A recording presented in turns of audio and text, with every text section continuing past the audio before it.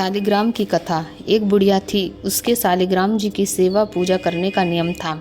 कार्तिक मास में पुष्कर स्नान के लिए विचार करके पड़ोसन से बोली, तू अगर मेरे शालिग्राम जी की पूजा सेवा कर लेवे तो मैं पुष्कर स्नान कर आऊँ। पड़ोसन ने कहा, संभाल लूँगी, किंतु मुझे सेवा पूजा करने तो नहीं आती।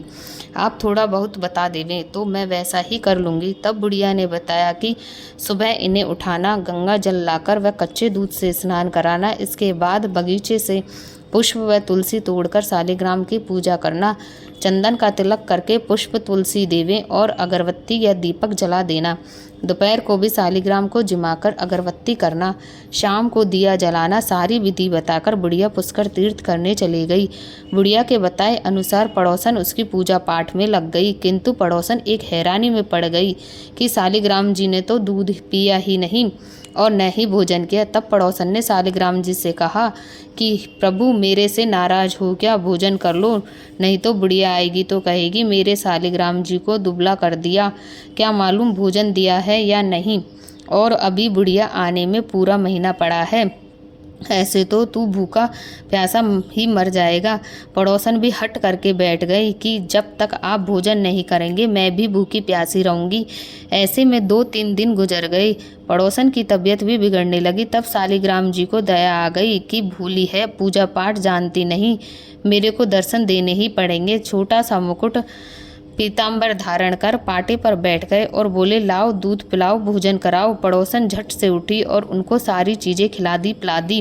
अब तो रोज़ यही क्रम चलता रहा। एक दिन भगवान बोले, कल तो मैं गाय चराने जाऊंगा, इसलिए नहीं आ पाऊंगा। पड़ोसन ने कहा, नहीं नहीं, मैं नहीं भेजूंगी, और कहीं कुछ हो जाए, थोड़े ही दिन की तो बात है, बुढ़िया आने वाली है, फिर चले जाना।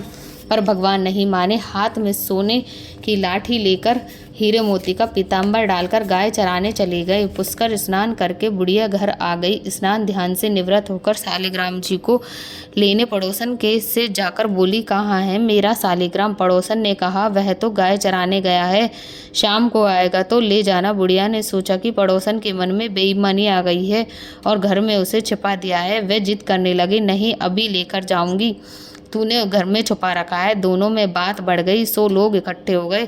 पड़ोसन ने और इकट्ठे हुए आदमियों ने बुढ़िया को समझाया कि तू शाम तक तो इंतजार कर। तो बुढ़िया वहीं बैठ गई। शाम को गाय चराकर शालिग्राम जी घर आ गए। पड़ोसन ने उनको देख लिया, लेकिन बुढ़िया नहीं देख पाई। पड़ोसन ने शालिग्राम जी से प्रार्थना की, हे भगवान, इस बुढ़िया को भी दर्शन देकर बता दो कि मेरे मन में कोई खूट खपट नहीं है। जब भगवान ने बुढ़िया को दर्शन देकर सारी बात बताई, तब जाकर बुढ़िया ने पड़ोसन को धन्यवाद दिया कि मैं भी तेरी पूजा से धन्य हो गई, जिससे मुझे भी भगवान के दर्शन हुए।